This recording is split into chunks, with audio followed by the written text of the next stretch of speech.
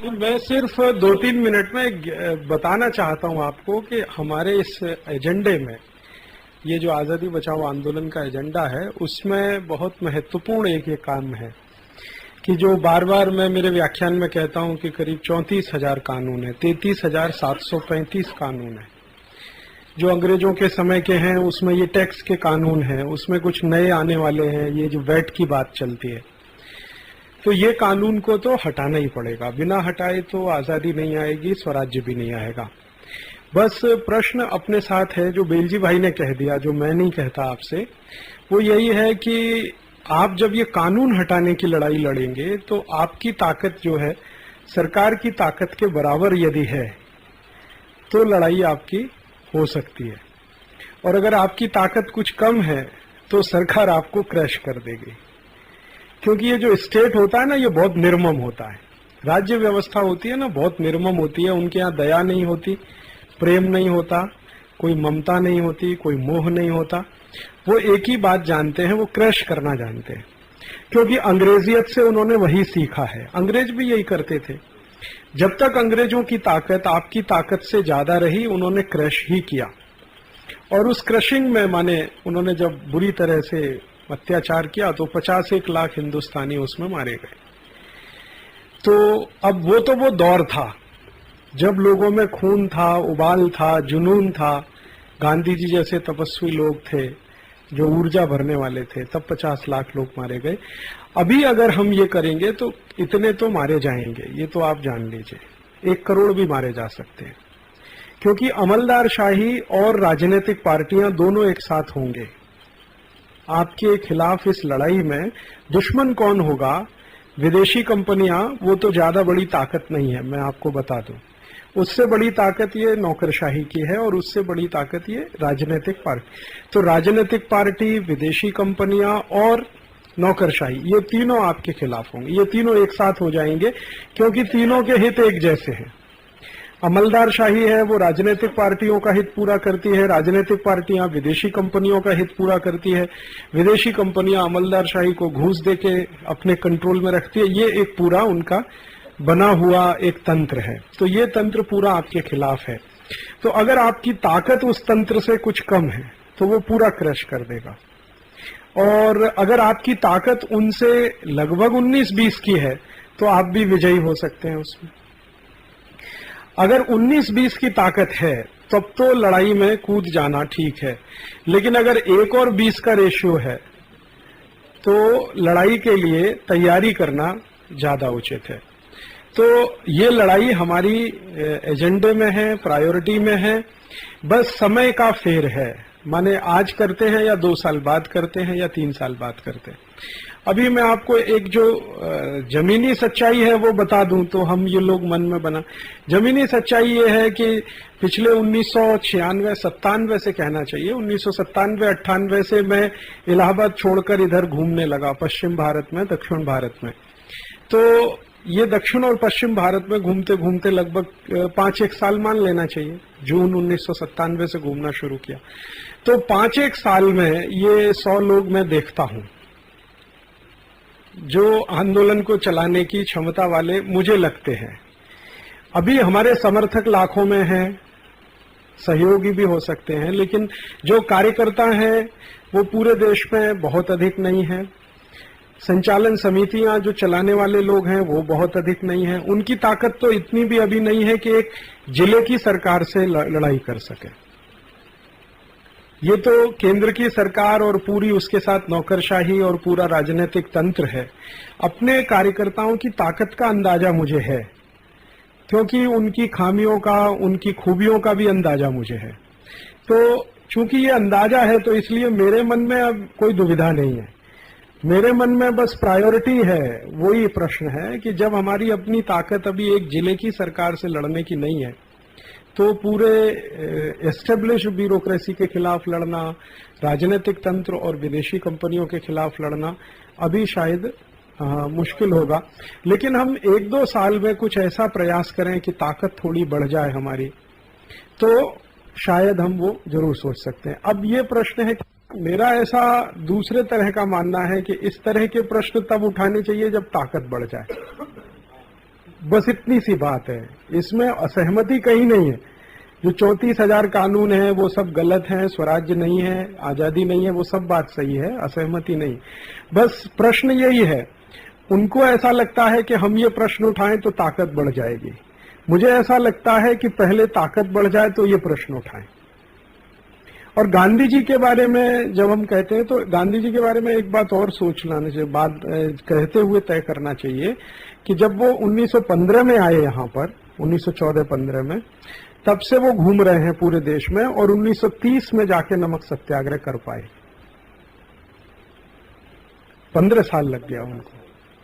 15 साल में उनके साथ नमक सत्याग्रह में जाने वाले 72 या 75 कार्यकर्ता, 78। तो 15 साल के लगातार भारत भ्रमण के बाद 78 कार्यकर्ता उनके साथ निकलने वाले थे। और हम लोगों को कितना समय लगेगा? हम में जबकि गांधी जी जैसी तपस्या नहीं है, उतनी तेजस्विता भी नहीं। हाँ, लेकिन मैं ऐसा मानता हूं कि गांधी जी को एक तकलीफ थी जिसकी हमें सुविधा है कि उनका जो मूवमेंट था वो फास्ट नहीं हो सकता था, क्योंकि पैदल जाना या बैलगाड़ी से जाना। हमारा मूवमेंट थोड़ा फास्ट हो सकता है। तो आप सब यदि थोड़ा इसको तेज करें, अभी तेज कैसे करना? तेज उसको ऐसे करना कि ये काम हमें करना है। ये तो पक्का है कि 34,000 कानून इस देश के रद्द कराने हैं, बदलवाने हैं, संविधान भी बदलवाना है। वो अपना जो घोषणा पत्र है उसमें बिल्कुल स्पष्ट है। अब प्रश्न है कि इसको करना है तीव्रता के साथ। तो मेरा 1-2 सुझाव है, आप अगर मान लें सब लोग तो ये जल्दी हो सकता है। वो सुझाव ये है कि ये जो कानून बने हैं, इन कानूनों की हम पूरे देश के स्तर पर छोटी छोटी लिस्टिंग करें। ये लिस्टिंग कुछ ऐसी, जैसे उन्होंने 3-4 कानूनों का उदाहरण दिया ना, ऐसे और भी आप जानते होंगे 10 कानून होंगे, 50 होंगे लोकल लेवल पे। उनकी एक सूची बनाए, वो सूची लोगों के पास जाए। लोग हैरान परेशान होते हैं, लेकिन उसका कंबाइंड इफेक्ट नहीं है उनके ऊपर। किसी एक कानून से होते हैं, कोई 2 से होता है, कोई 5 से होता है। एक साथ यदि उनको ये समझा सके कि देखो ये 25,000 है या 30,000 है या 5,000 है या 500 है या 50 है, तो उनके मन में थोड़ी ताकत ज्यादा होगी विरोध करने की। एक दूसरा, हम ये बात को लेके हिंदुस्तान के सभी संगठन के पास जाएं।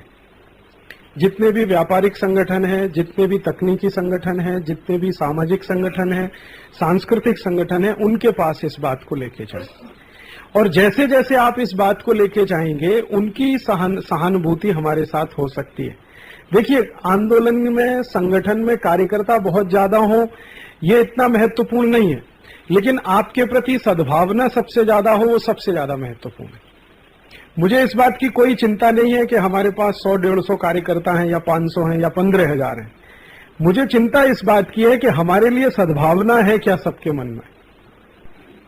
भले हम लड़ने वाले 100 हैं, हम जेल में जाने वाले 100 हैं या 500 हैं या 15,000 हैं, वो महत्व का नहीं। उससे ज्यादा महत्व का ये है कि हमारे प्रति सद्भावना रखने वाले 5 करोड़ हैं क्या, 10 करोड़ हैं क्या, 15 करोड़ हैं क्या, 20 करोड़।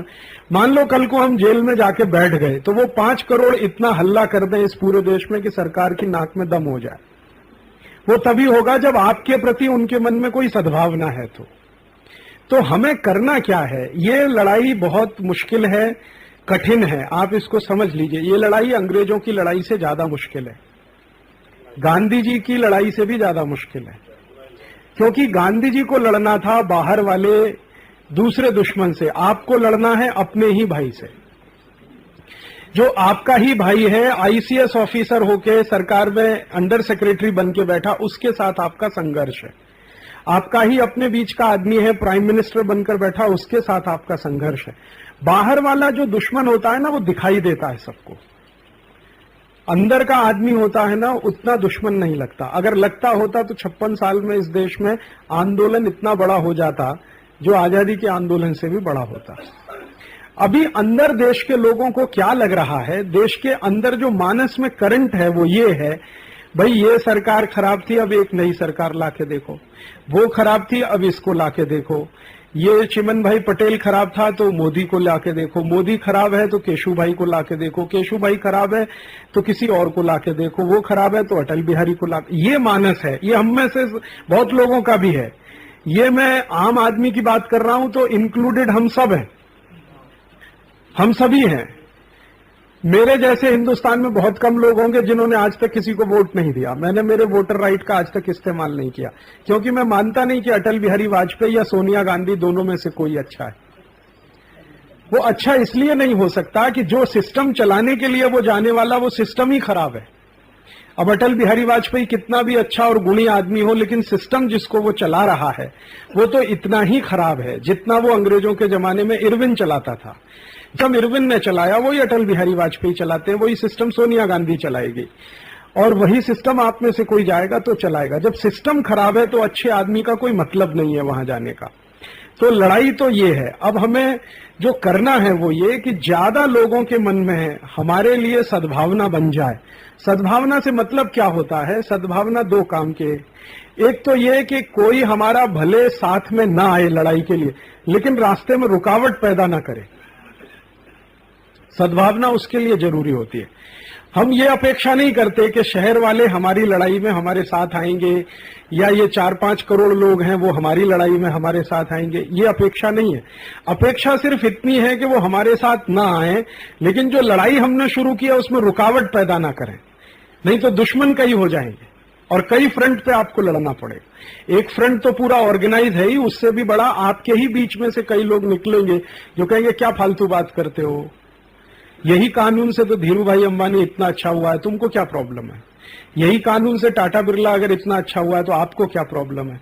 तो ये तब होगा जब आपके प्रति सद्भावना न्यूनतम होगी समाज में।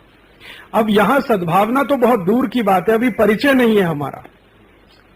सद्भावना तो तब होती है जब आपका किसी से कोई परिचय हो। अभी तो हमारा परिचय नहीं है। अगर इसको थोड़ी देर के लिए आप राजीव दीक्षित को माइनस कर दीजिए, फिर बताइए कि आपका कितना परिचय है लोगों के साथ, या आजादी बचाओ आंदोलन का आपने कितना परिचय कराया है लोगों से, कितना जानते हैं लोग? अभी भी राजीव दीक्षित माने आजादी बचाओ आंदोलन जानते हैं, आजादी बचाओ आंदोलन माने राजीव दीक्षित नहीं जानते।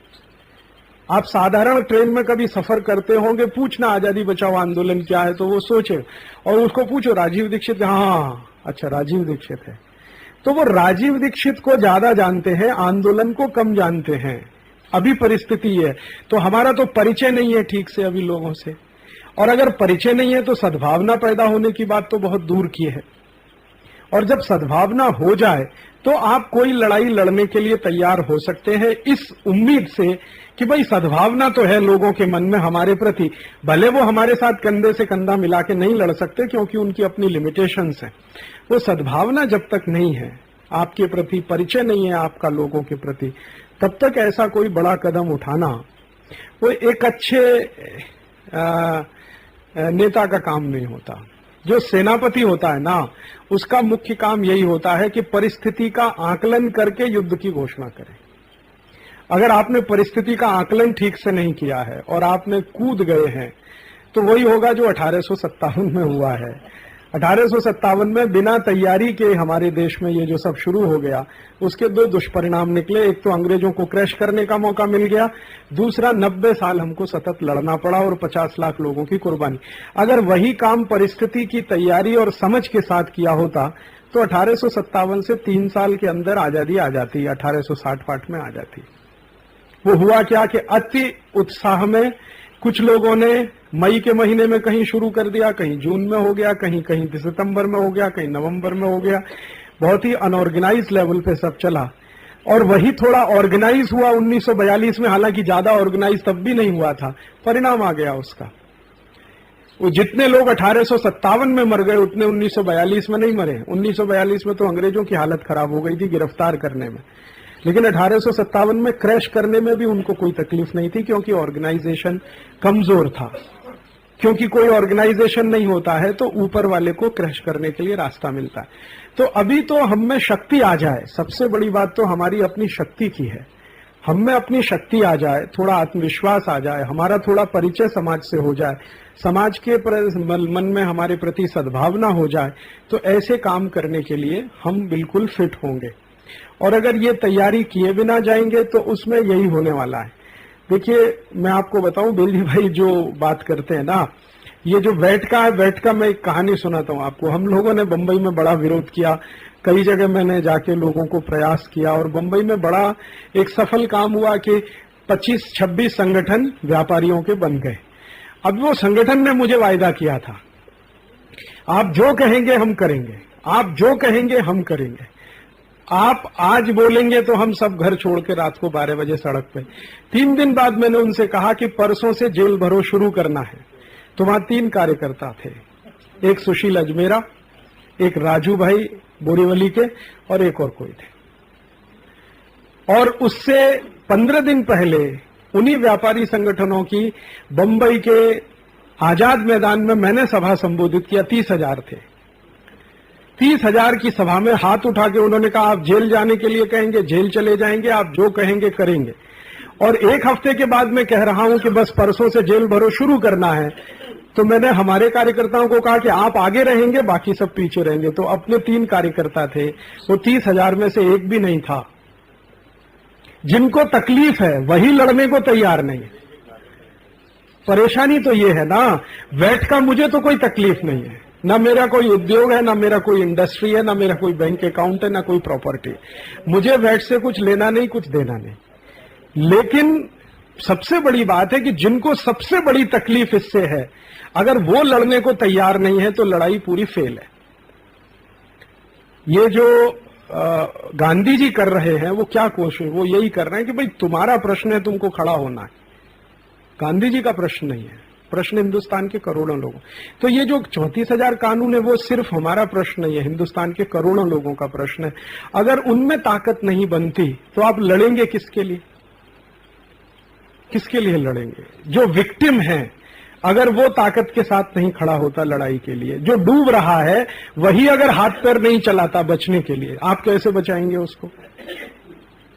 परेशानी हमारे देश में उन लोगों के साथ है जिनको ये सबसे ज्यादा तकलीफें हैं, उन्हीं को लड़ाई लड़ने की ताकत इस समय सबसे कम है।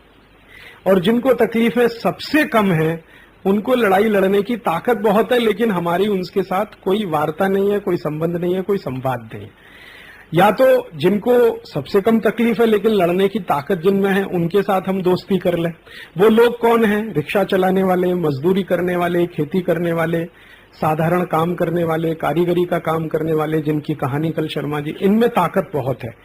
इनको सरकार की भी परवाह नहीं है, क्योंकि सरकार की दी हुई रोटी वो खाते वाते नहीं है, वो अपना बनाते हैं खाते। इनकी ताकत सबसे ज्यादा है, ये लड़ भी सकते हैं, इनमें हिम्मत भी है, बहादुरी भी है। हमारा उनसे परिचय नहीं है, हमारा उनसे परिचय नहीं है। और जिनमें सबसे कम ताकत है उनसे हमारा परिचय है, और वो सड़क पे आने को तैयार नहीं है। वो कहते हैं आप लड़ लीजिए, आप बोलिए हम 1 करोड़ रुपए इकट्ठा करके दे देंगे। मैंने कहा 1 करोड़ रुपए से लड़ाई होती है क्या? ये वैट के खिलाफ लड़ने वाले बंबई के सब व्यापारियों ने कहा आप 1 करोड़ बोल दीजिए, 10 करोड़ बोल दीजिए, हम दे देंगे। मैंने कहा उससे क्या होता है? 10 करोड़ रुपए लेके कार्यकर्ता बनते हैं क्या? आप आइए सामने, मेरे साथ चलिए जेल में, मैं भी चलूंगा, आप भी चलिए। ये छोड़ दीजिए कि 15 दिन धंधा नहीं चलेगा, महीने भर नहीं चलेगा, बीवी क्या खाएगी, बच्चे क्या खाएंगे, उसमें तकलीफ है। तो मन में कमजोरी है। अब वो कमजोरी जब तक दूर नहीं होती तब तक लड़ाई कैसे हो? तो हम तो कुछ ऐसा करें कि पहले कमजोरी दूर हो जाए, और अगर वो कमजोरी दूर हो जाए तो अच्छा, नहीं होती तो ऐसे लोगों को साथ में लाएं जिनके मन में बहादुरी है। ये 2 रास्ते हैं। या तो जो वर्ग हमारे देश में इस काम से सबसे ज्यादा पीड़ित है, ये कानूनों से सबसे ज्यादा पीड़ित है, व्यापार करने वाला, उद्योग चलाने वाला, धंधा करने वाला वर्ग, उसके मन से कमजोरी निकालना है। दूसरा रास्ता कि हमारे भारत देश में जो ताकतवर लोग हैं उनको अपने साथ में ले लें, उनसे अपनी दोस्ती बढ़ा लें, तो लड़ाई आप लड़ सकते हैं। तीसरा कोई विकल्प नहीं है आपके पास। माने फिलहाल जो आजादी बचाओ आंदोलन के कार्यकर्ता हैं उनकी ताकत से तो एक जिले की सरकार भी नहीं बदली जा सकती। हमें अपनी हैसियत, अपनी स्टेटस हमें मालूम रहनी चाहिए। इसमें कोई दुखी होने की बात नहीं है कि हमारी ताकत आज इतनी नहीं है कि हम एक जिले की सरकार भी बदल सकें, लेकिन हमारी वास्तविकता हमें ध्यान रखनी चाहिए। अभी सिर्फ इतना ही हुआ है पिछले 2-3-4 साल में कि कुछ लोगों को ये जानकारी हुई है कि आजादी बचाओ आंदोलन जैसा कुछ हो रहा, वो भी कुछ लोगों को, शायद 1-8 करोड़ लोगों को ये जानकारी हो गई होगी, वो भी पिछले 3-4-5 साल में। उसमें से कुछ लोग कार्यकर्ता बन गए हैं, कुछ सहयोगी बन गए हैं, कुछ समर्थक बन गए हैं। इस तरह की कैटेगरी में हैं 3 लोग। अब ये थोड़ा ज्यादा लोगों को जानकारी हो जाए, 10 करोड़ को हो जाए, 15 करोड़ को हो जाए, तो शायद ज्यादा लोग आ जाएंगे, सहयोगी भी होंगे, समर्थक। आप समझ लो भारत सरकार के पास 3.5 से 4 करोड़ लोग हैं आपको क्रैश करने के लिए। उसमें आर्मी भी है, पुलिस भी है, जेल भी है, जेल के ऑफिसर्स भी हैं, उनके सेक्रेटरीज हैं, उनके सारे सेक्रेटरीज के नीचे काम, लगभग 3.5 से 4 करोड़ लोग हैं सरकार के पास। तो आपके पास कम से कम 2.5-3 करोड़ तो हों। तो 19-20 का भी होगा तो हो सकता है कि थोड़ा लोगों में हमारे प्रति सद्भावना होगी और इधर लोग भले कम होंगे, लेकिन शायद लड़ाई जीत लेंगे। हारी हुई लड़ाई के लिए प्रयोग करना, वो मुझे कुछ अभी पड़ता नहीं है, समझ में नहीं आता। क्योंकि पिछले 50 साल में कई लोगों ने ये हारी हुई लड़ाई लड़ी है और उसका दुष्परिणाम हम सबने देखा है। एक बहुत बड़ा दुष्परिणाम हमने जयप्रकाश जी के आंदोलन में देखा है। वो एक हारी हुई लड़ाई थी और इतनी खराब स्थिति हो गई है कि अब लोगों ने आंदोलन पे विश्वास करना बंद कर दिया है। वो कहते हैं जब जेपी नहीं कर सके तो आप क्या कर लेंगे। और जेपी क्यों नहीं कर सके? जेपी यही इसलिए नहीं कर सके कि जल्दबाजी कर गए थोड़ी। लोगों की ताकत खड़ा होना शुरू हुई थी, उसके पहले वो कूद गए और थोड़ा इंदिरा गांधी से पर्सनल वो हो गया। अब ऐसी लड़ाई में पर्सनल का कुछ मतलब नहीं होता। लड़ाई सिद्धांत की थी लेकिन व्यक्तिगत बना दिया। इंदिरा गांधी ने चैलेंज कर दिया, उन्होंने उसको स्वीकार कर लिया। इंदिरा गांधी यही चाहती थी कि ये मेरे चैलेंज को स्वीकार करें, इस ट्रैप में फंसे, फिर इनको तोड़ना आसान हो जाएगा। तोड़ दिया उसने। 2-2.5 साल भी सरकार नहीं चला पाए वो सब लोग जो संपूर्ण क्रांति की बात करते थे इस देश में, या पूरे देश की व्यवस्था परिवर्तन की बात करते थे। अच्छे लोग थे। उनमें से एक जॉर्ज फर्नांडीज हैं जो अभी रक्षा मंत्री बन के बैठे हैं, एक लालू प्रसाद यादव हैं जो बिहार में हैं आपकी आंखों के सामने। इसी तरह का प्रयास विनोबा जी ने किया था। लैंड रेवेन्यू एक्ट के ही प्रश्न को लेकर वो सब शुरू हुआ था, लेकिन उसका क्या हश्र है वो आपकी आंखों के सामने है। पवनार आश्रम में जाके कभी भी वस्तु स्थिति से परिचित हो सकते हैं। आज तो स्थिति ये है कि भूदान में जो जमीन आई थी उस पर लोग कब्जा करके बैठे हैं और उसको बेचने का काम, उस पर कॉमर्शियल बिल्डिंग्स बनाने का काम पूरे देश में हो रहा है, जो जमीन ली गई थी कभी किसी बड़े काम। तो अगर ऐसा ही एक फेलियर एक्सरसाइज करना है जैसा 50 साल में हुआ है तो जरूर कर सकते हैं। मेरा मन ऐसा कहता है कि जो गलतियां इन लोगों ने की हैं कम से कम हम उससे सीख लें। इन लोगों की गलतियां सबसे बड़ी यही थी कि पूरी तैयारी के बिना कूद गए और उसका रिजल्ट वही निकलना था, क्योंकि सरकार की ताकत आपसे बड़ी थी और आपसे बड़ी ताकत जब तक उनकी रहेगी तब तक आप उनको चुनौती देंगे तो हास्यास्पद ही होगा। आप उनके बराबर की ताकत ले आइए तो आप कर सकें। मैं कई बार ऐसा मानता हूं कि एक राज्य में भी कुछ हम लड़ने की ताकत खड़ी कर लें ना, एक राज्य में भी, तो फिर हवा बन जाती है, फिर ताकत आ जाती है। लेकिन अगर आपके पास एक जिले के बराबर की भी ताकत ना हो तब इस समय ऐसी किसी लड़ाई की तैयारी और उसमें कूद जाना वो शायद उतना अनुभव से हम यही सीख सकते हैं, जो दूसरों के अनुभव हैं उससे यही सीख सकते हैं। तो अभी हम क्या करें? अभी सबसे पहले फर्स्ट प्रायोरिटी में ये जरूर करें कि ये जो कानून हैं गलत हैं, खराब हैं, हमारे गुलाम हैं। इन कानूनों के बारे में लोगों को ज्यादा से ज्यादा जानकारी दें, थोड़ा उनका परिचय कराएं, इससे हमारे बारे में उनके बारे में एक दूसरे से परिचय हो जाए, थोड़ा हमारा उनका संबंध बन जाए, थोड़े धीरे धीरे लोगों की संख्या बढ़ना शुरू हो जाए, ताकत थोड़ी आ जाए लोगों में, इतनी ताकत तो आई जाए कि कल को सरकार क्रैश करे तो हम हमारी व्यवस्था चला सकें। क्योंकि सरकार वहां वहां पकड़ेगी जहां जहां आप कानून से दबे हुए हैं, तो उतनी स्थिति आप ऐसी बना सके कि भाई कानून का भले कुछ हो जाए, लेकिन अभी नहीं तो क्या होगा। इमरजेंसी लगाई इंदिरा गांधी ने, ज्यादातर लोग माफी मांग के बाहर आ गए उसमें। हमको तो ये नहीं करना है ना। इमरजेंसी लगी, अधिकांश लोग लिखित माफी मांग के बाहर आए उसमें से। तो आपके खिलाफ भी ऐसा होगा तो फिर आप जो है लिखित माफी मांगेंगे तो मैं जेल में अपना सिर पीटूंगा कि किन के दम पे मैंने ये कर लिया। तो वो तो नहीं करना है ना। तो अगर इमरजेंसी भी लग जाए, सरकार क्रैश करने पे उतर जाए, फिर भी हम टिके रहें 5 साल 7 साल 10 साल, तो विजय हो जाएगी, उसमें कोई परेशानी नहीं। लेकिन हमारी अपनी सीमाएं हैं, हमारी अपनी परेशानियां हैं, वो सब देखते हुए मैं ये कहता हूं। तो मैं बार बार जो आपसे कह रहा हूं वो यही कि थोड़ा हम ऐसे लोगों के साथ अपनी दोस्ती बढ़ा लें जिनमें लड़ने की ताकत है। लड़ने की ताकत किसमें है मैं बता देता हूं। किसान, इस देश का मजदूर, इस देश के कारीगर, इस देश के साधारण लोग जिनको हम अनपढ़ गंवार कह के रिजेक्ट करते हैं, इनमें ताकत है लड़ने की। और ये सरकार से बहुत दूर है, अलग भी है।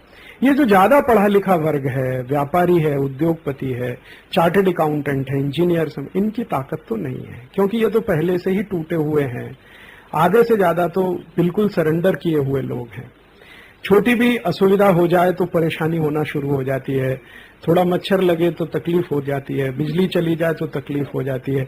बंबई में तो क्या हो जाता है, थोड़ा 5 मिनट बिजली गई तो मारामारी हो जाती है स्टेशन पे। इनके दम से तो नहीं हो सकता। जो 5 मिनट की बिजली चले जाने की तकलीफ नहीं बर्दाश्त कर सकते, वो जेल की तकलीफों को कैसे बर्दाश्त करेंगे।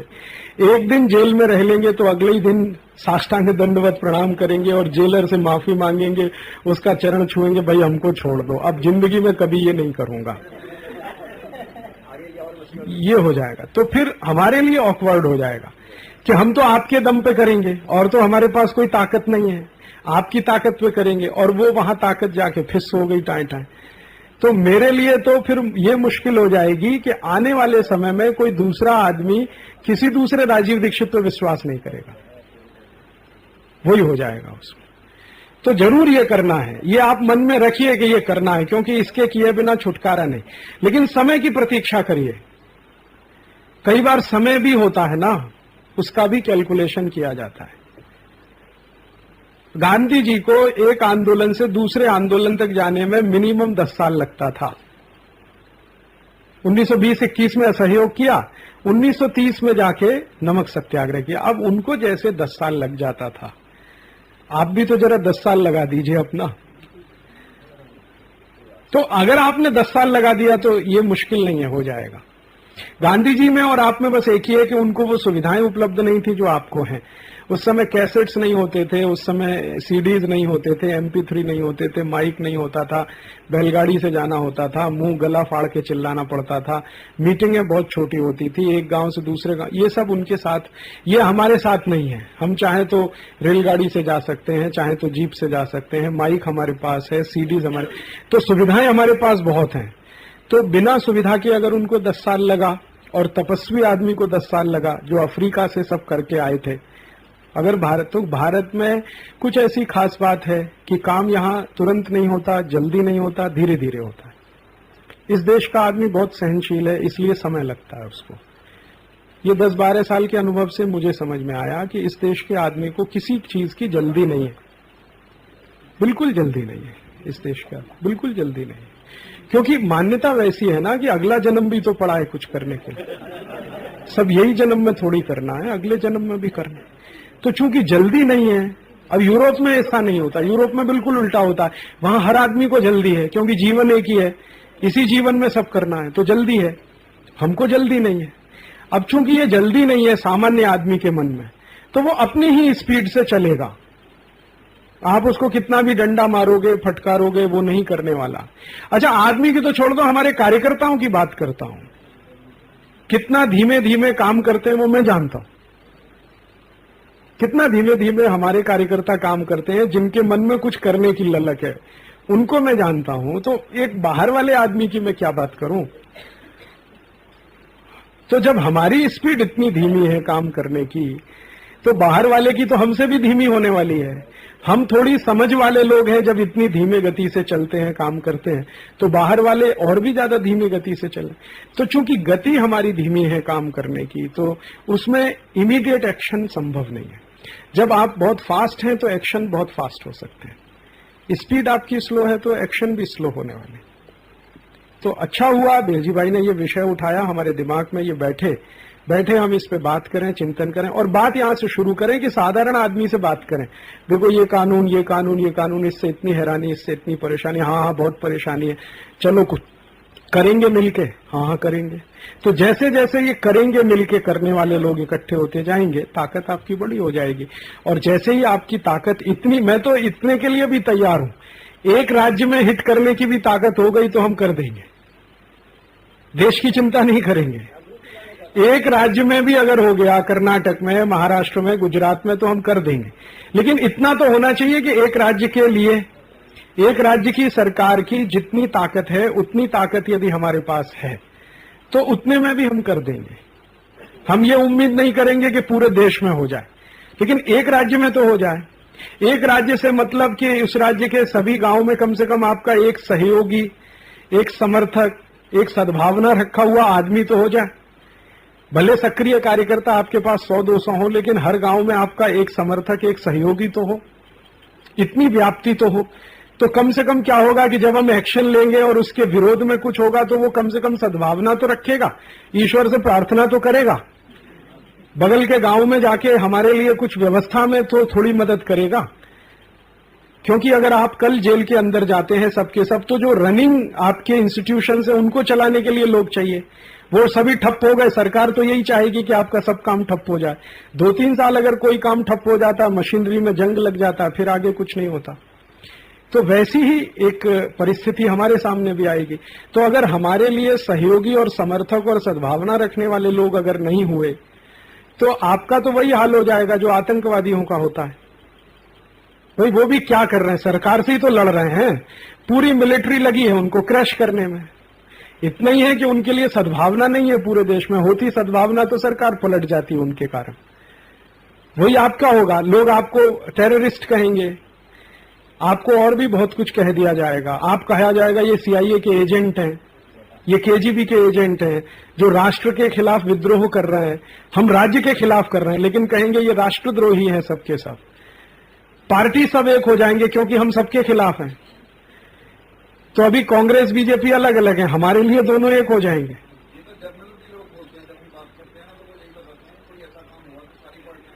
हाँ, तो आपके खिलाफ पार्टी जाने वाली है, ब्यूरोक्रेसी आपके खिलाफ जाने वाली है, मल्टीनेशनल्स आपके दुश्मन पहले से ही बनकर बैठे हुए हैं।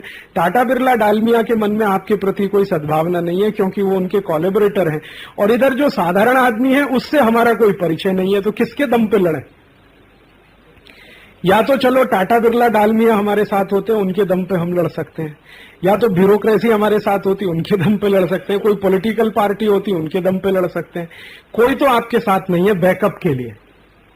आर्मी भी लड़ती है ना, तो उसके पीछे सप्लाई साइड होती है पूरी। आर्मी ऐसे ही नहीं लड़ती है जाके, जब सप्लाई साइड मजबूत होती है तब आर्मी का कमांडर ऑर्डर देता है कि फायर करो। जब तक सप्लाई साइड में कमी रहती है वो कभी ऑर्डर नहीं देता फायर करो। तो आपके पास कोई सप्लाई साइड है नहीं, हमने बनाया नहीं अभी तक। समर्थक बनाने में हम बहुत ढीले हैं, सहयोगी बनाने में बहुत ढीले हैं, कार्यकर्ता बनाने में तो हम सबसे ही ज्यादा ढीले हैं। जब हमारी गति इतनी धीमी है काम करने की, तो फिर आप सोचिए, आप थोड़ा चुस्ती फुर्ती लाइए, कसावट लाइए, आलस्य अपना कुछ कम करिए, तंद्रा अपनी कुछ कम करिए, फालतू समय जो आप बर्बाद करते हैं वो इस तरह के काम में लगाइए, तो दूसरे लोग अपने आप थोड़े ज्यादा कसावट से आने लगेंगे। जब आपको ढीला देखते हैं तो वो और भी ढीले। तो अपने ढीलेपन को थोड़ा दूर कर सकें, अपने में थोड़ी कसावट ला सकें, थोड़ा नियमित रूप से लोगों के बीच में जा सकें, तो बड़ी ताकत खड़ी होती है। अब इसी से एक उदाहरण से मैं बात करता हूं। देखो, हम तो स्वदेशी की बात करते हैं, हमारे कार्यकर्ता रोज शिकायत करते हैं। एक स्वदेशी मार्केटिंग प्राइवेट लिमिटेड नाम की कंपनी है, वो मुझे रोज कहते हैं आपके नाम पे जी उसने 3 लाख मेंबर बना लिए या 6 लाख मेंबर बना लिए। तो मेरे मन में आता है कि तुम क्या कर रहे हो? जिसके पास राजीव दीक्षित है वो 1 मेंबर नहीं बना सकता, और जो राजीव दीक्षित की कैसेट बेच लेता है वो 6 लाख मेंबर बना सकता है, या 3 लाख बना सकता है, या 3.5 लाख बना सकता है। भले स्वार्थ है वो, ठीक है, भले स्वार्थ है, इसमें क्या स्वार्थ नहीं है? जो हम कर रहे हैं इसमें एक बड़ा स्वार्थ ये है कि आपका तो ये लोग सुधरेगा, परलोक भी सुधरेगा। इसमें इससे बड़ा स्वार्थ तो कहीं नहीं है। ये लोग भी सुधरेगा, परलोक भी सुधरेगा, मोक्ष में जाएंगे, इससे बड़ा स्वार्थ क्या होता है? लेकिन मैं बता रहा हूं कि हमारी सक्रियता नहीं है, ये हमें स्वीकार करना चाहिए। इसमें देखिए, किसी पे आरोप प्रत्यारोप करने की बात, हमारी सक्रियता उनकी तुलना में 5% भी नहीं है। हमारी सक्रियता सिर्फ इतनी है कि राजीव दीक्षित का भाषण करा दिया, बात खत्म हो गई। 1 गांव में, 2 गांव में, 1 जिले में, 2 जिले में, 1 कॉलेज में, 2 कॉलेज में, मान लिया कि आंदोलन हो गया। अभी भाषण तो आंदोलन नहीं होता, भाषण आंदोलन के लिए पृष्ठभूमि बनाता है। तो आपकी सक्रियता नहीं है, और अगर आप सक्रियता बढ़ाते नहीं है तो ये प्रॉब्लम तो आने वाली है। अगर हम थोड़े भी सक्रिय हो जाएं ईमानदारी से, नियमित रूप से, जैसे हम हमारे दैनिक कार्यों के लिए सक्रिय रहते हैं, नहाते हैं, खाना खाते हैं, दुकान पे जाते हैं, धंधे में जाते हैं, फैक्ट्री में जाते हैं, उतनी ही सक्रियता, भले उतनी ना हो तो 5%, उसकी 10%, तो ये हो जाता है। लेकिन अगर उतनी भी नहीं है, हमको 3-4 महीने में एक बार याद आती है कि हाँ ये फलाना कुछ काम है आंदोलन का, वो करना है, या साल भर में एक बार याद आती है, तो वो तो नहीं बैठता। बड़ी लड़ाई के लिए तो सैनिक जैसा काम करना पड़ता है। गांधी जी ने सैनिक तैयार किए, तब उनके दम पे बड़ी लड़ाई हुई। हमारी स्थिति अभी वैसी नहीं बन पाई है। अभी तो स्थिति इतनी ही नहीं बन पा रही है कि 7 दिन के शिविर में सब बैठ सके। कोई 2 दिन के लिए, कोई 3 दिन के लिए, कोई 4 दिन के लिए। 15 दिन की जेल में कैसे बैठेंगे, महीने भर की जेल में कैसे बैठेंगे? क्योंकि मुझे जानकारी है कि कोई 2 दिन बाद जाने वाला है, कोई 3 दिन बाद जाने वाला है, कोई 4 दिन बाद जाने वाला है। तो 2-3 दिन तक ही हमारी बन रहने की मानसिकता बनी है अभी तक। तो ये 7 दिन सब एक साथ रह सके, फिर किसी दिन, किसी बार 15 दिन एक साथ रह सकें, फिर मैं अपेक्षा कर सकता हूं कि जेल में 15 दिन भी रह सकेंगे, यहां रह सकेंगे तो जेल में भी रह सकेंगे। अब इतना भी अगर बनता है तो शायद कोई बड़ा काम करने की आप में हिम्मत। देखिए, अपनी हिम्मत आपकी जब तक नहीं बढ़ती तब तक ये नहीं हो सकता। आपकी हिम्मत बढ़ाइए, आप में थोड़ी दम आनी चाहिए, ताकत आनी चाहिए, कॉन्फिडेंस आना चाहिए। एक राजीव दीक्षित के कॉन्फिडेंस से नहीं होगा, उसकी हिम्मत से नहीं होगा, हम सब में हिम्मत होनी चाहिए। और हिम्मत नहीं है तो पैदा करने के लिए कुछ प्रयास करिए। और हिम्मत आपको कहां से आएगी, वो मैं बार बार कहता हूं कि जो साधारण लोग हैं उनसे जब आपका परिचय हो जाएगा, दोस्ती हो जाएगी, उनसे मित्रता हो जाएगी, आप में हिम्मत आ जाएगी। क्योंकि हिम्मत उनमें है, वो दे देंगे। रोज इस तरह के संघर्ष से वो 2-4 होते हैं, आप भी जब उनके साथ आने जाने लगेंगे आप भी आ जाएंगे। यही है। इस पे जरूर सोचिए, इस पर बात करिए, चर्चा करिए, थोड़ा एक्सरसाइज भी करिए। एक्सरसाइज इस तरह की करिए कि ये जो कानून की बात हम करते हैं, वो कानून कौन कौन से हैं एक बार वो देख तो लीजिए, उनकी किताबें देख लीजिए, कुछ परिचय कर लीजिए उन कानूनों से, उनकी लिस्टिंग कर लीजिए। लोकल लेवल के क्या कानून है, क्योंकि म्युनिसिपल कॉरपोरेशन में अलग अलग राज्यों में अलग अलग कानून है।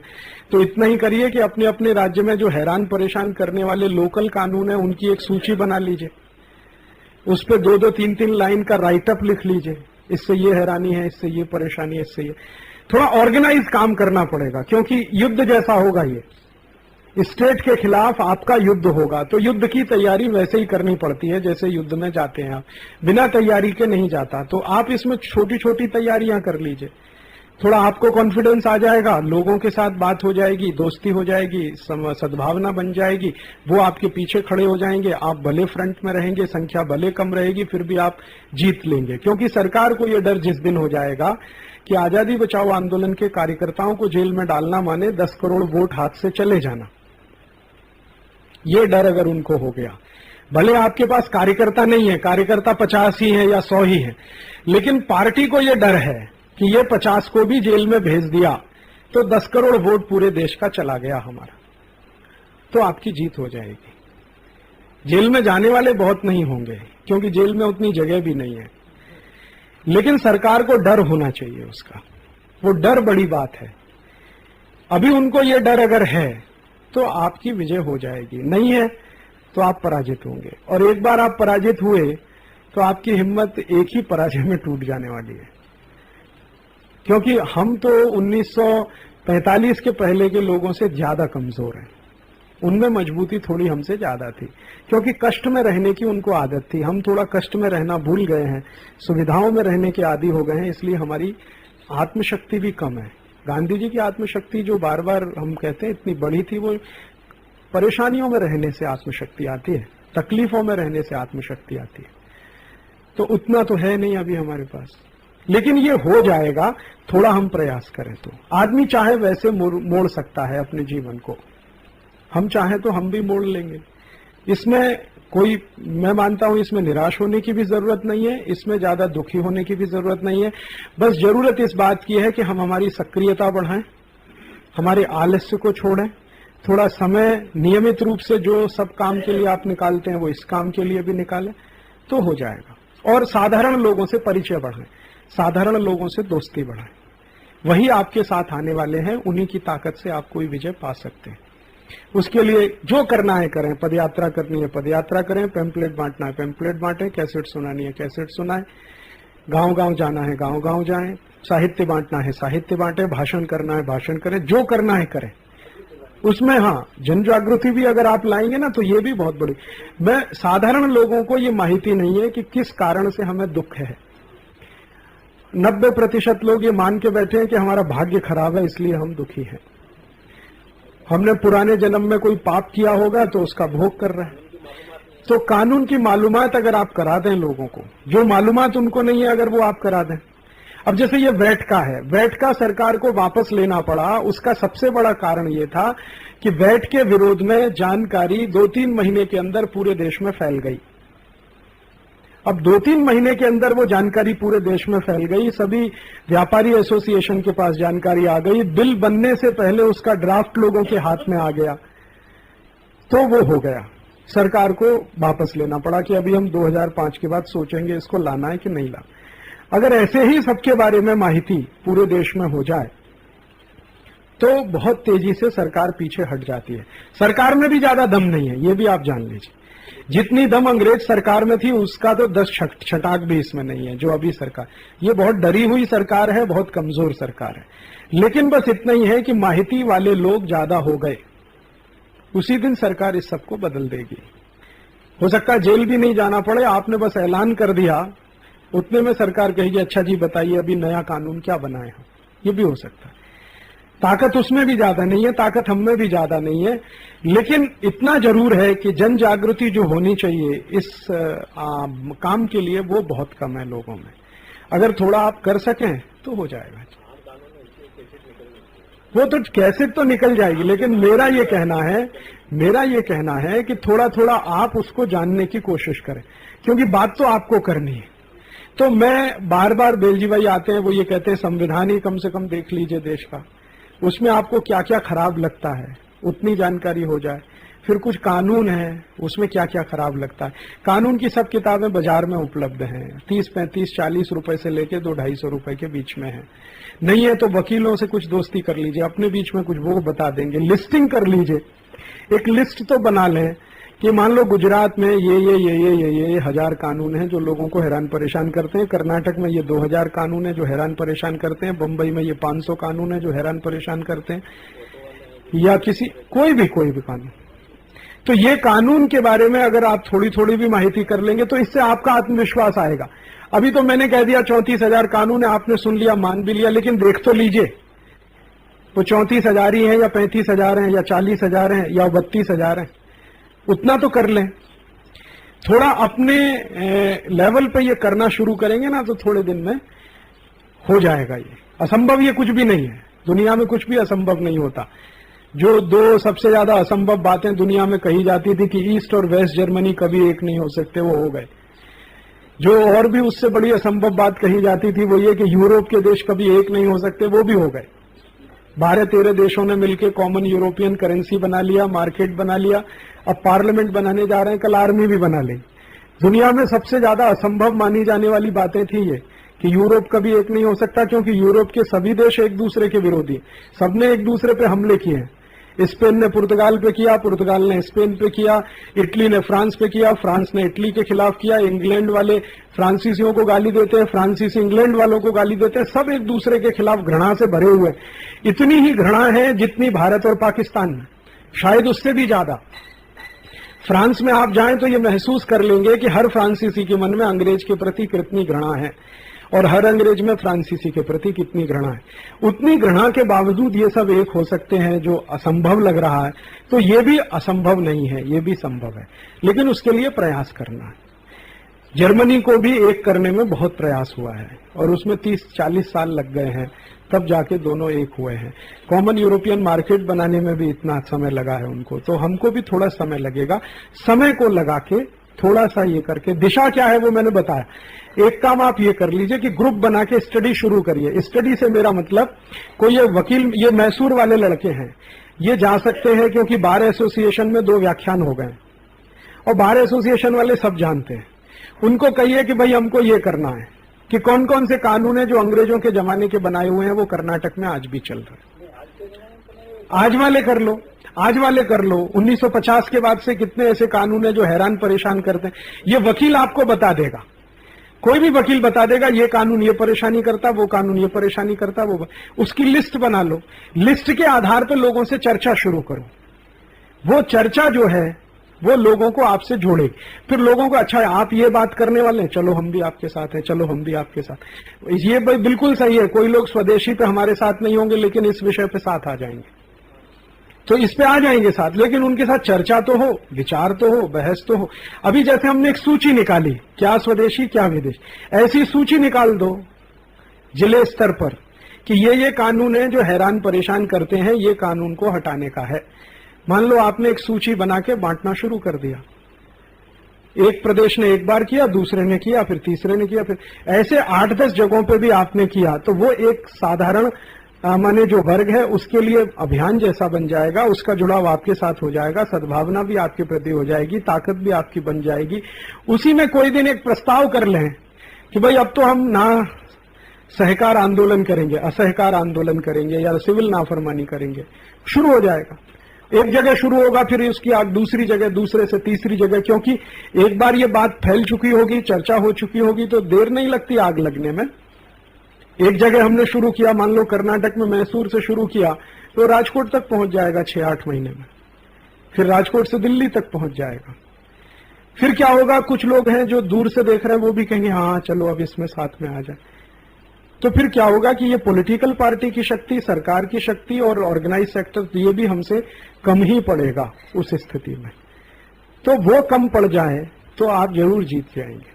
आपको विजय पानी है ये मान के काम करिए, असफल नहीं रहना है, सफल होना है, कानून हटवा के वापस आना है। तो मान लो हम आखिरी स्तर तक लड़े उसके लिए, तो वो मन की तैयारी रहे तो हो जाएगा। 2-4 राज्यों में कोशिश करेंगे, बाकी 2-4 में अपने आप से हो जाए। तो ऐसे शुरू करिए, इसमें से ये काम निकल आया, अब ये काम आप शुरू करिए लौट के कि आपके लोकल स्तर पे वकीलों के साथ मिलकर एक लिस्ट बनाइए, वकीलों के साथ मिलिए। कोई इनकम टैक्स वाला मिल जाए, कोई सेल्स टैक्स वाला मिल जाए, कोई कॉरपोरेशन के कानून वाला वकील मिल जाए, सभी एक्सपर्ट्स वकील तो है ना हर जगह, सिविल लॉ का कोई मिल जाए, क्रिमिनल लॉ का कोई मिल जाए। ऐसे वकीलों से मिलकर कहिए जी हमको एक लिस्ट बनानी है, लिस्ट बनानी है ऐसे कानून की जो भारत के लोगों को हैरान परेशान करते हैं। तो कोई वकील 10 बता देगा, कोई 15 बता देगा, कोई 20 बता देगा, आपकी लिस्ट में आ जाएगा, सब आप उसको कलेक्ट कर लेंगे। फिर उस पर पैम्पलेट बन जाएगा, वो पैम्पलेट का जो पूर्व भाग है वो हम लोग लिख लेंगे, एक जैसा होगा, अंदर का थोड़ा बहुत अलग अलग हो सकता है, स्टेट के हिसाब से हो। फिर उसको ऐसे ही डिस्ट्रीब्यूट करेंगे जैसे अभी स्वदेशी विदेशी पत्रक डिस्ट्रीब्यूट करते हैं, और उसका डिस्ट्रीब्यूशन जब लाखों में हो जाएगा, थोड़ा बहस होगी, चर्चा होगी, लोग अपने साथ आना शुरू हो जाएंगे, वकील भी बहुत सारे अपने साथ आ जाएंगे, कई लोग आ जाएंगे। तरीका तो यही है, यही तरीके से आप आगे बढ़ेंगे। अभी स्वदेशी का जैसे माहौल बना वैसे ही ये कानून का बनाना पड़ेगा, फिर उसमें बात करना, चर्चा करना, फिर बहस करना, सेमिनार, ये सब आगे आगे चलता जाए, ऐसे करना पड़ेगा। तो ये रास्ता है, इस पे आप कुछ संकल्प लेके यहां से जाएं कि हम लौटते ही अपने अपने राज्य की लिस्टिंग कर लेंगे। 6 महीने के अंदर आप मुझे सूचित कर दीजिए कि हमने 50 कानून की लिस्ट बना ली, भले 50 की बनाई, 25 की बनाई। अगर आपने 50 की बना ली है तो 500 की भी बन जाएगी, 5000 की भी बन जाएगी, और अगर नहीं बनी है तो 1 की भी नहीं बनेगी। तो एक बार लिस्टिंग बन जाए फिर बात हमारे लिए करना आसान हो जाएगा। वकीलों से चर्चा होगी ना, चर्चा में से बहुत कुछ आगे बहुत वकील ही सामने आ जाएंगे जो आपको एक्सप्लेन करने लेंगे, देखो ये कानून कितना खराब है, ये कितना खराब है, ये कितना खराब, शायद हम भी नहीं जानते, उससे भी ज्यादा वो हमें बता देंगे, लेकिन उन्हें ये मालूम हो जाएगा। और इसमें सहयोग करने वाले हर जगह वकील भी मिलेंगे और कई जजेस भी मिल जाएंगे जो रिटायर हो गए, उनको भी तकलीफ है इन कानूनों से, तो वो भी मिल जाए, पुलिस वाले भी मिल जाएंगे, उनको भी तकलीफ है इन कानून से।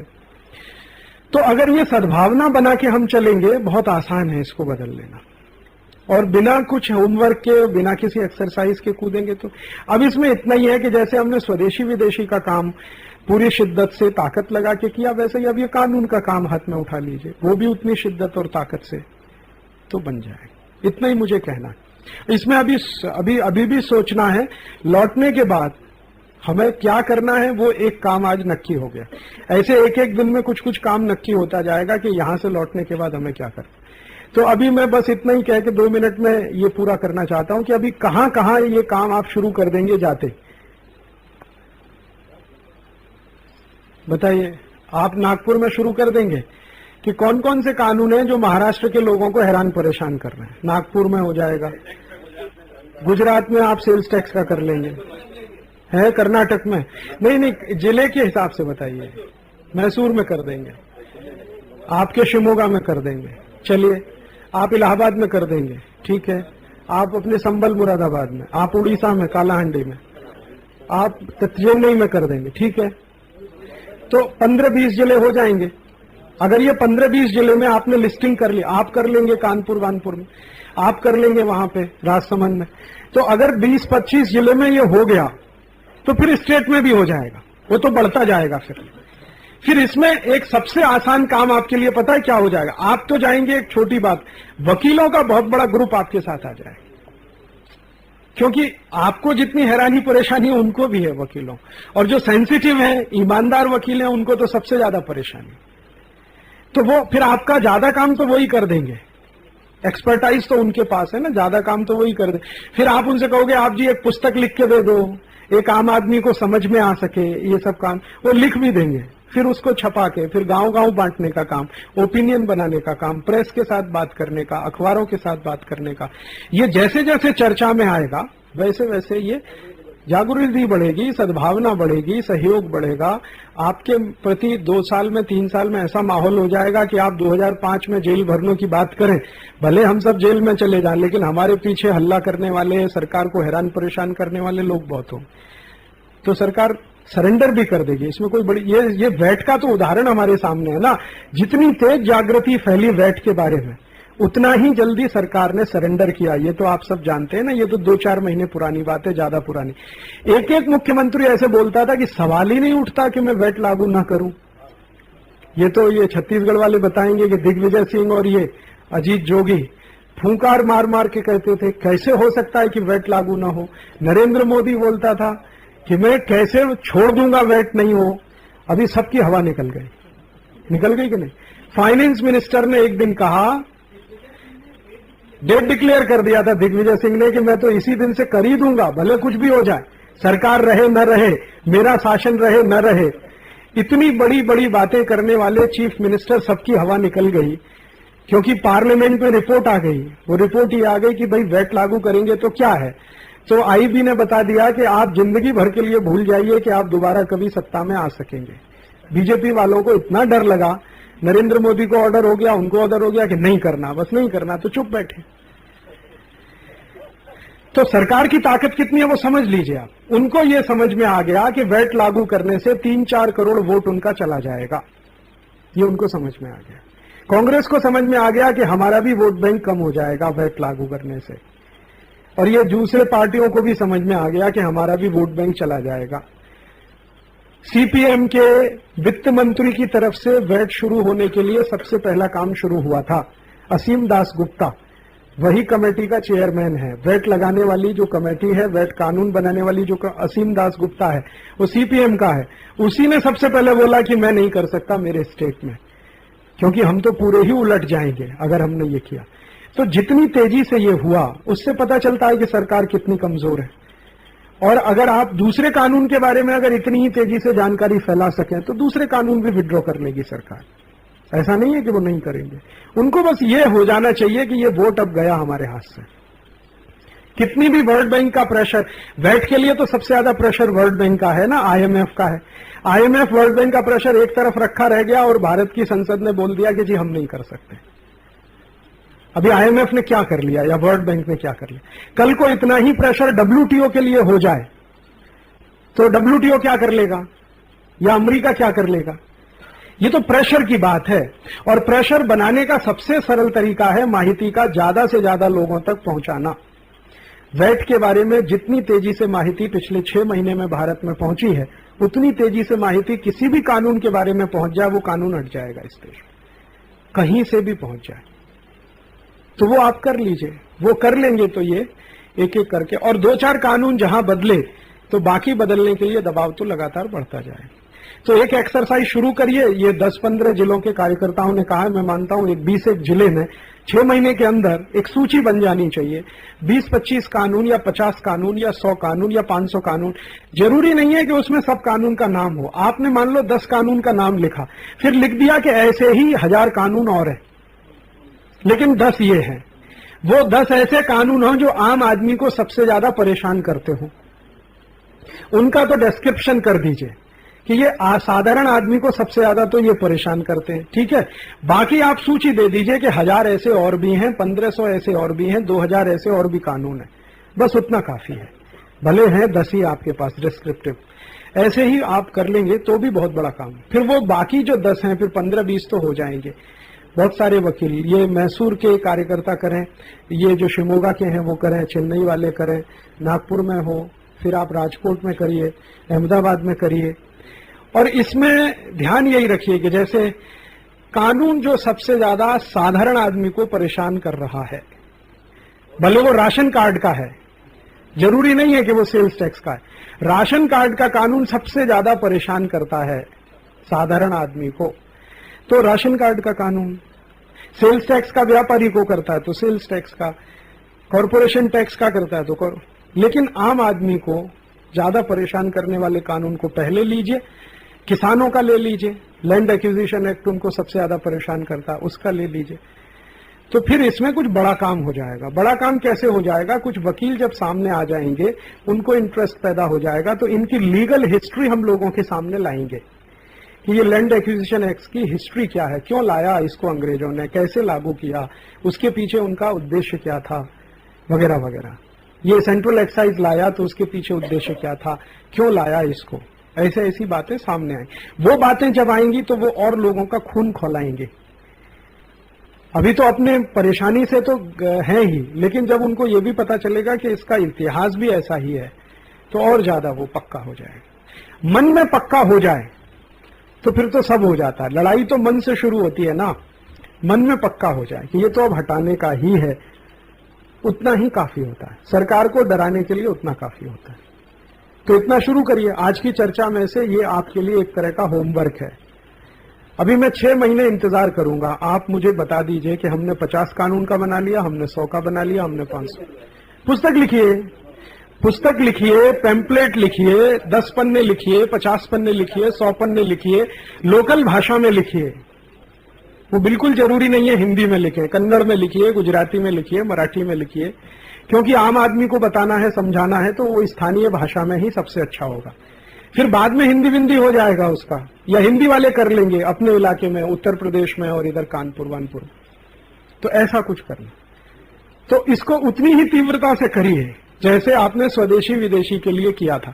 अब स्वदेशी विदेशी का काफी कुछ लोगों को पता हो गया है। चलो अब एक नया काम शुरू किया, ये कानून का भी एक बार पता करा दी। देखिए, आपने उठाया स्वदेशी विदेशी। अब हिंदुस्तान में ऐसे बहुत संगठन है जो स्वदेशी विदेशी करने लगे। कोई अच्छा कर रहा, कोई खराब कर रहा, लेकिन करने लगे ना। कोई स्वार्थ के लिए कर रहा है, कोई परमार्थ के लिए कर रहा है, लेकिन करने लगे। कल को आप जब ये कानून का उठा देंगे तो ऐसे 100 संगठन और आ जाएंगे जो ये करने लगेंगे। फिर तीसरा कुछ और उठा देंगे, शिक्षा का उठा देंगे तो और 100 संगठन आ जाएंगे, करने लगेंगे। तो ऐसे कोई दिन ऐसा हो जाएगा कि 500-700 संगठन यही करने लगेंगे, तो फिर ताकत आपकी बहुत हो जाएगी।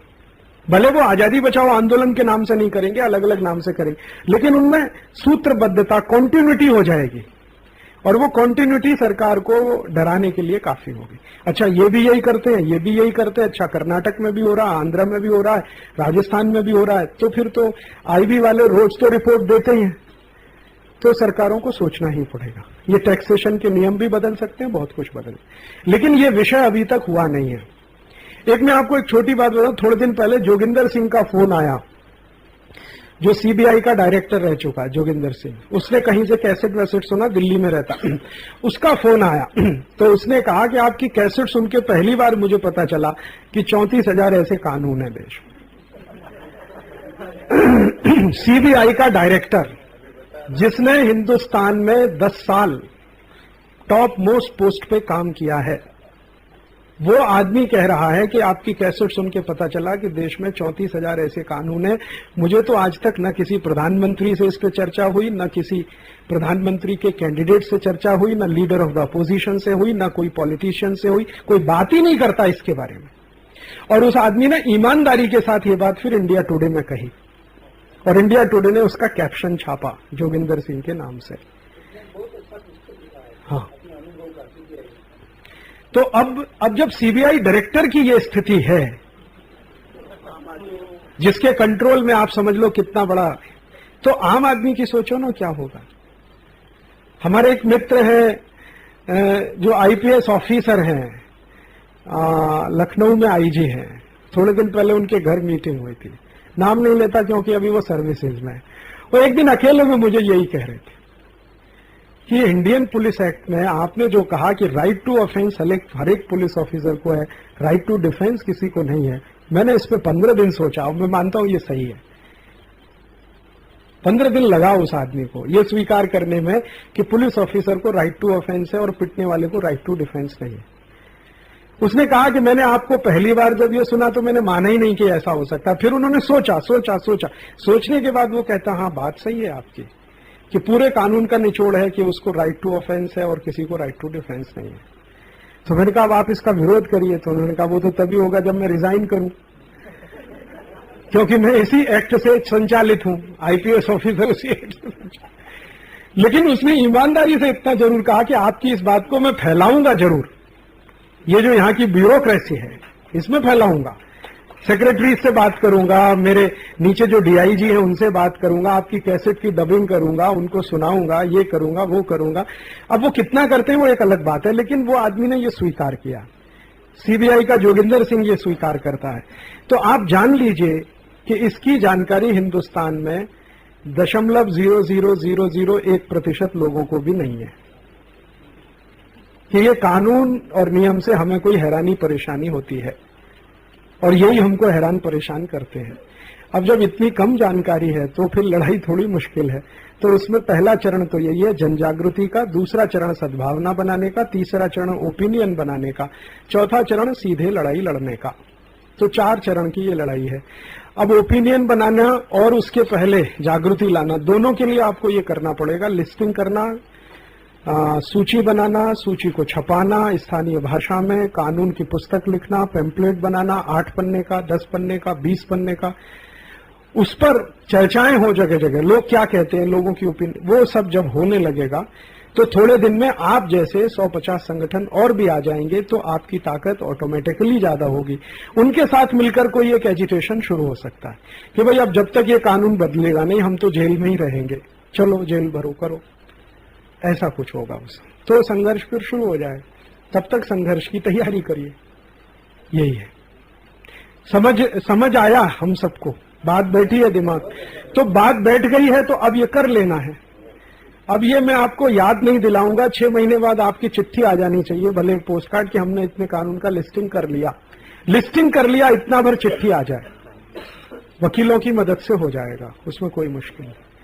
और हर जगह आपको ऐसे अच्छे वकील मिल ही जाएंगे जो इससे भी ज्यादा मदद करने को तैयार होंगे। जैसे ही वो जानेंगे अच्छा आप ऐसा कुछ करना चाहते हैं, वो सामने से आएंगे, हमारे पास ये है, हमारे पास ये है।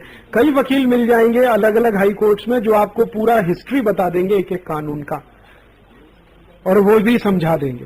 फिर वही आपके साथ स्पोक्समैन भी हो जाएंगे, उन्हीं के भाषण आप करा सकते हैं जगह जगह। फिर और ज्यादा ऑथेंटिसिटी आ जाएगी फिर उसमें कि देखो एक वकील बोलता है, ये जज बोलता है, ये बोलता है, सिर्फ हम नहीं बोलते, बाकी भी लोग बोलते हैं, तो ये अच्छा होगा। हाँ देखिए, जिले स्तर पे मैंने इसलिए कहा कि आप जो ज्यादा फंक्शनल हो सकते हैं वो अपने जिले में ही हो सकते हैं, इससे ज्यादा फंक्शनल आप नहीं हो पाएंगे। प्रदेश का मैं कहता तो बोझा ज्यादा होता आपके ऊपर, तो जिले का इसलिए कहा। हर एक जिले में डिस्ट्रिक्ट बार एसोसिएशन है, कोई जिले ऐसे हैं जहां हाई कोर्ट भी है। अब जैसे ये इलाहाबाद वाले, इनके पास हाई कोर्ट की सुविधा है, ये जबलपुर से आए हैं, जबलपुर वालों को शायद हाई कोर्ट की सुविधा है। इसी तरह से राजकोट में तो शायद नहीं होगा, लेकिन अहमदाबाद वालों को हाई कोर्ट की सुविधा है। इसी तरह से चेन्नई वालों को हाई कोर्ट की सुविधा है, बेंगलोर वालों को हाई कोर्ट की। तो जहां पर हाई कोर्ट की सुविधा है तो ये तो थोड़ा बड़ा कर लेंगे, लेकिन जहां डिस्ट्रिक्ट कोर्ट है वो तो छोटा ही कर पाएंगे। तो मैंने सबसे छोटा मान के कहा कि डिस्ट्रिक्ट लेवल पे ही हम शुरू करें, बढ़ता है वो आगे तक चला जाए, लेकिन एक जिले स्तर पे ही शुरू हो एक्सरसाइज, तो उसमें से फिर बड़ा बड़ा होता चले। तो आप किसी भी एक वकील से बात करें, लिस्टिंग बनाने में आपकी मदद करें, और अपने बीच में ही कोई वकील हो सकते हैं जो अपने कार्यकर्ता भी हैं, तो और जल्दी हो जाएगा। हाँ, पुलिस वाले भी हों, तो लूट खसोट कर रहा है, लेकिन उन कानूनों से परेशान वो भी है। वो कैसे परेशान है मैं बताता हूं। उसकी प्रैक्टिस में उसको बहुत परेशानी है, क्योंकि कानून कॉम्प्लिकेटेड है, तो वकील को समझने में भी बहुत समय लगता है। तो उसका हिसाब यह है कि मैं जितनी देर में 10 केस निपटाता उतनी देर में एक ही केस निपटा पाता हूं। वो ये कहता है कि ये कानून थोड़ा सिंप्लीफाई होता तो मेरे लिए भी जज के सामने बहस करना सिंप्लीफाई होता। एक एक कानून के आधार पर जो मुकदमा लड़ना पड़ता है किसी वकील को, उसको बहुत तैयारी करनी पड़ती है। वो उससे परेशान है। सबकी परेशानियां अलग अलग हैं। वकील को इससे कोई परेशानी नहीं है कि आपको कष्ट होता है या दुख होता, उसको परेशानी ये है कि कानून का कॉम्प्लिकेशन जो है अदालत में उसकी एफिशिएंसी को कम करता है। और वो एफिशिएंसी ऐसे कम होती है कि एक ही कानून ले लो, इंडियन इनकम टैक्स एक्ट, उसी की पूरी किताब पढ़ लो। तो अच्छे अच्छे वकील कहते हैं कि 40 साल से हम ये प्रैक्टिस करते हैं, लेकिन समझता नहीं है अभी भी ये इंडियन इनकम टैक्स एक्ट इतना कॉम्प्लिकेटेड है। सेंट्रल एक्साइज एक्ट और भी कॉम्प्लिकेटेड है। तो उसके कॉम्प्लिकेशन से वकील परेशान है। वो भी चाहता है कि ये बदलना चाहिए। जजेस परेशान है इस बात से कि इसमें सत्य की गुंजाइश नहीं है। अगर कोई ईमानदार जज है, वो कहते हैं आरोप प्रत्यारोप है, बहस है, कुबहस है, उसी में सब उलझ के रह जाता है। तो जज भी परेशान है, वकील भी परेशान है, आम आदमी भी परेशान है। परेशानियों के कारण सबके अलग अलग है, लेकिन एक ही काम से तीनों परेशान हैं। वो हट जाए, वो तीनों चाहते हैं, अलग अलग उद्देश्य से भले चाहते हैं। अंग्रेज भारत से चले जाएं, ये बिरला भी चाहता था। अंग्रेज भारत से चले जाएं, ये गांधी जी भी चाहते थे। और अंग्रेज भारत से चले जाएं, वो किसान भी चाहता था। लेकिन चाहना तीनों की अलग अलग है। बिरला जी ये चाहते थे कि अंग्रेज भागेंगे तो ये मार्केट मेरे कब्जे में आएगा। किसान ये चाहता था कि अंग्रेज जाएंगे तो लैंड रेवेन्यू कुछ कम हो जाएगा। और गांधी जी चाहते थे कि अंग्रेज जाएंगे तो स्वराज आ जाएगा। चाहना तीनों की है कि अंग्रेज भाग जाएं, लेकिन कारण तीनों के अलग अलग हैं। एक एक कारण से चाहता है, दूसरा दूसरे से, तीसरा। तो भले हमारे देश में भी ये कानून हटाने के लिए कारण अलग अलग होंगे, वकीलों के अलग कारण होंगे, जजों के अलग हो सकते हैं, सामान्य आदमी के अलग होंगे हमारे, लेकिन नफरत सबको उन कानूनों से है। पुलिस वाले वो कानून से कोई बहुत खुश है ऐसा नहीं है। वो कहते हैं यही इंडियन पुलिस एक्ट के आधार पर हम सब और भी बुरे नौकर हैं। अंग्रेजों के नौकर जो थे उससे भी ज्यादा बुरे आज हम हैं। तो उनको भी परेशानी है, हमको भी परेशानी। कानून का इंटरप्रिटेशन करने वाले को भी है और न्याय देने वाले को भी है, सब तो परेशान है। तो अगर परेशानी सबकी एक ही काम कारण से है, माने एक ही कानून से है, तो वो बदलना आसान हो जाएगा।